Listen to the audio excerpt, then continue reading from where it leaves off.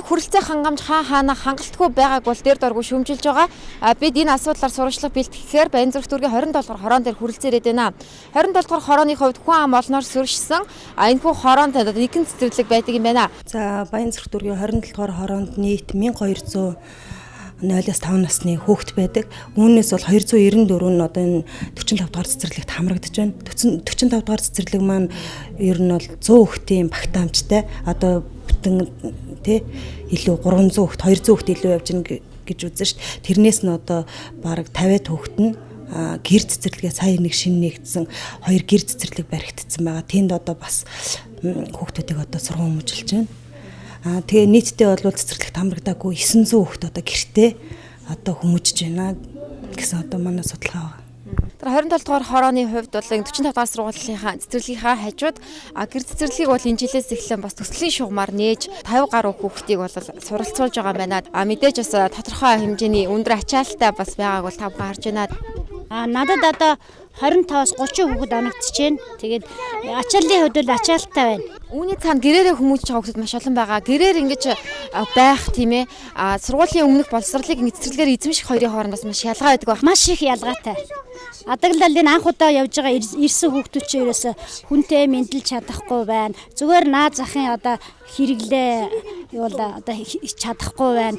Адаглал дадал хэвшил байх хэвээр гараа угаач чадахгүй байна. Шүдээ зөв угаач чадахгүй байна. Цэцэрлэгийн ач холбогдол бол өстой үнэхээр их байдгийн байна гэдгийг одоо өнөөдөр энэ том болцсон сургуульд орох гэж байгаа хүүхдүүдэд би харчаал өрөвдөжээлээ. Хот авлан. Цэцэрлэгт хэздэг жилдээ явж байгаа. 2 Цэцэрлэгт юу сурж байна? Дуугаа шүлгээ. Намайг аян таянгдаг ингээд шүлэг дуу сууж байгаа. Манай аав ажилд явдаг. Ээж маань бид хоёрыг хадаг. Намайг хүслэн гэдэг. Би 3 настай. Ээж аав бид 3 байранд цуг амьдардаг. Тэгээд ээж аав хоёр цуг ажилдаг. Тэгээд би цэцэрлэгт явахгүй юм.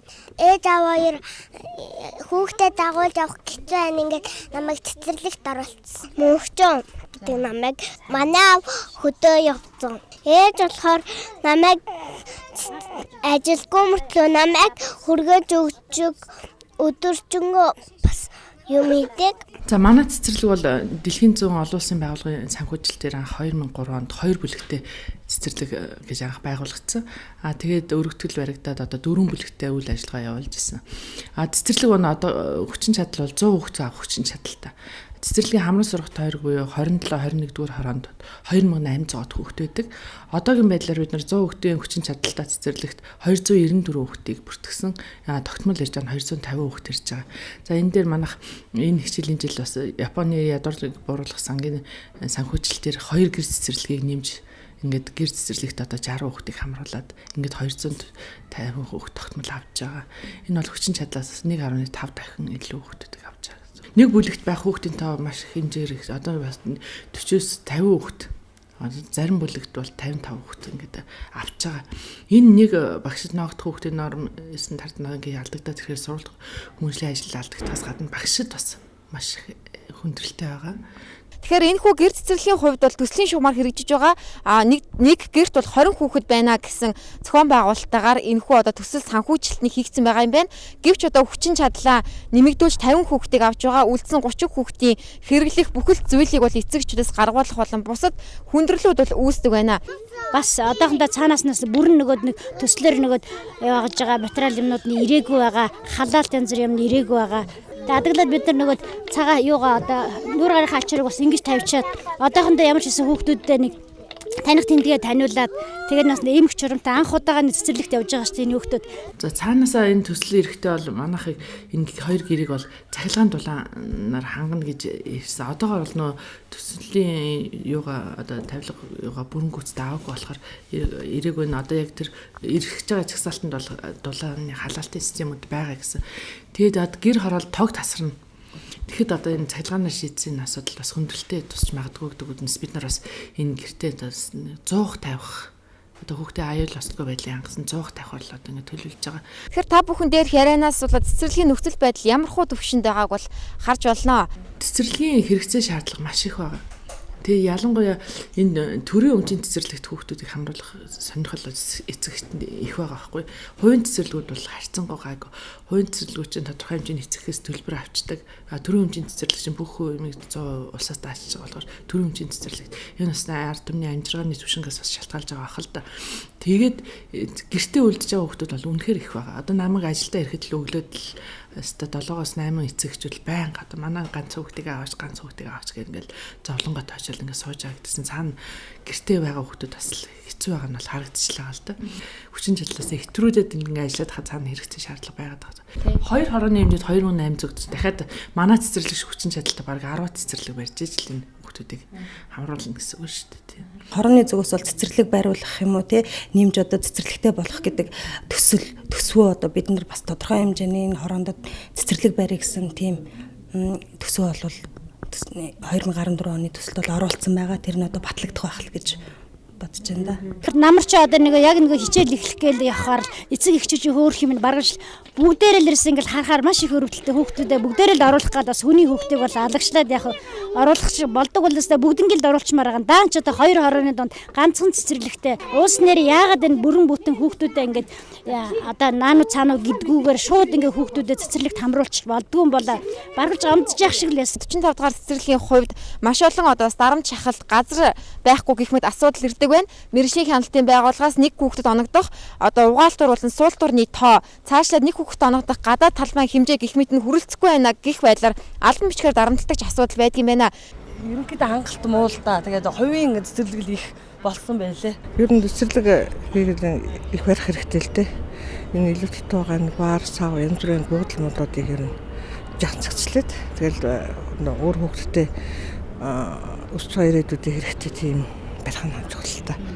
Цэцэрлэг яачлал бол хавар одоо дадгайд бол ерөөсөө тийм байдгүй мөө. Гэрмэри юмнууд нь байхад мань нутгийг авахгүй ба штэ тэгээд.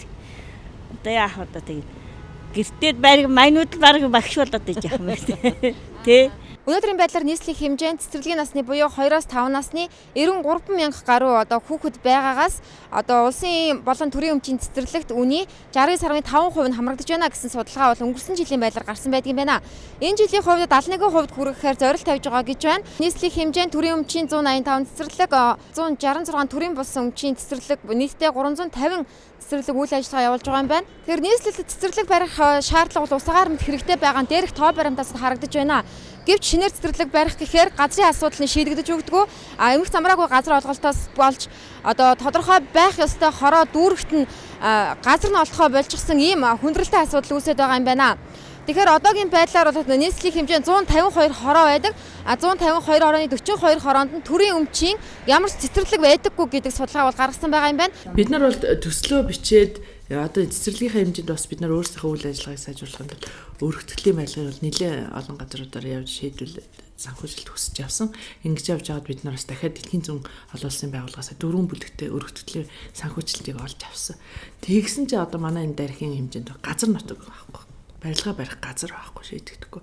Ингээд байгаа. Энийг газрын асуудлыг бас дүүрэгтээ тавиад дүүрэгтээр хилцүүлэл ярьж байж байгаа. Газар л ерөөсөө олдох байгаа. Одоо өнөөдрийн байдлаар манай цэцэрлэг одоо эргэн тойрон та нар харж байгаа энэ хувийн эзэмшлийн айлын ажидлын айлын одоо эзэмшилтийн эргэн тойрон айл эзэмшил тэгэл одоо энэс чи илүү гаргаад бид нар одоо манайх эрдэнэ галгаатай цэцэрлэг нүүрснийхээ амбарыг энэ айлын хашаа руу оруулаад барьчихад л сар болго энэ айл манайхаас 20 мянган төгрөг нэхэл иймэрхүү байдал газар нутгийн хувьд бол айгүй хүндрэлтэй.